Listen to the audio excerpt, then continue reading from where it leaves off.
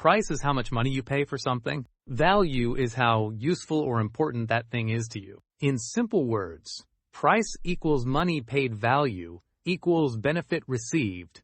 Price means the cost of a product, the amount written on the tag, what you pay in money. The price of the book is 200 rupees.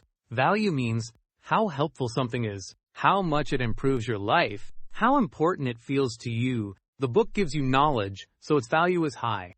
A cheap pen may have low price but low value if it breaks fast. An expensive course may have high price but high value if it gives you a good job. Price is what you pay. Value is what you get. High price does not always mean high value. Low price does not always mean low value. Education has high value, even if the price is high. Good health has high value, even if it is free. A branded item may have high price but low value. The phone has a high price, but its value is low. Price is fixed. Value is personal and changes from person to person. Price equals money. Value equals benefit.